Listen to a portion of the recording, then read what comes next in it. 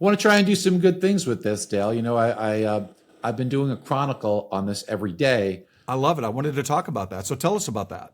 So when I look, I'm not ashamed to admit I was terrified. I'm still scared. Of But I course. was really terrified about this, and there's so many unknowns, and the doctors don't really give you a lot of good info and clues. It's unfortunate. I wanted to know, like, what am I going to feel like? Am I going to have energy? Am I going to be able to do presentations? Am I going to be able to work? I hear stories about people that, they're really, you know, not tolerating it well. And there's not a lot out there. So I'm with my son, Jared, just a few days before chemo started, April 8th. It's a few days before that. And his girlfriend, and Jared and I were having a bite to eat together. And she says, she said, I know somebody that I work with at the animal hospital is a veterinarian, Dr. Ben, and he just finished his 6 rounds of chemo. A little different. His was called R-CHOP, not as intense, but those 6 rounds of chemo, I bet you he could talk to you. So she sets up this call with Dr. Ben, and while it was different, he's very articulate because he's a physician and he's smart.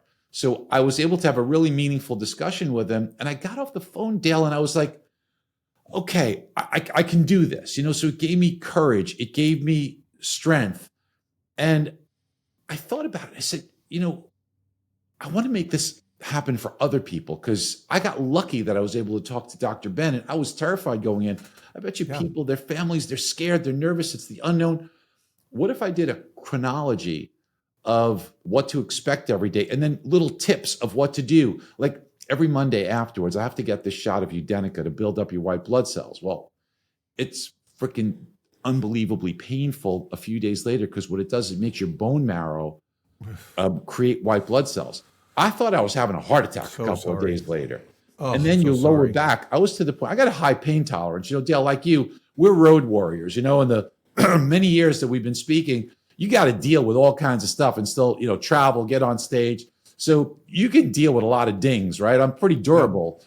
But my son even said, Dad, I've never seen you in so much pain.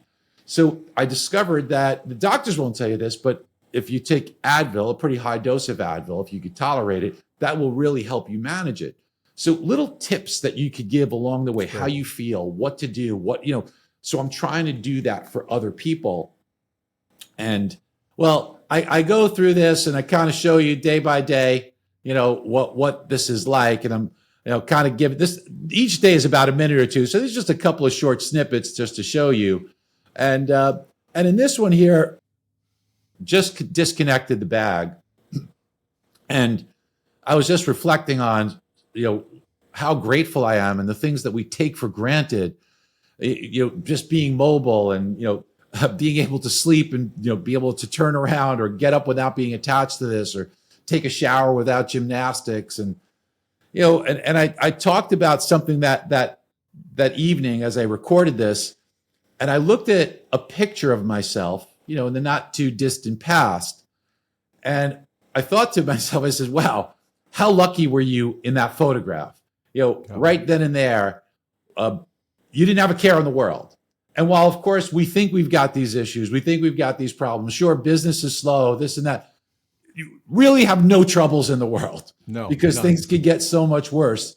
And what I'm trying to, the message here is, you just don't know how lucky you are, just absolutely how lucky you are. And Dale, that's the message here is we don't know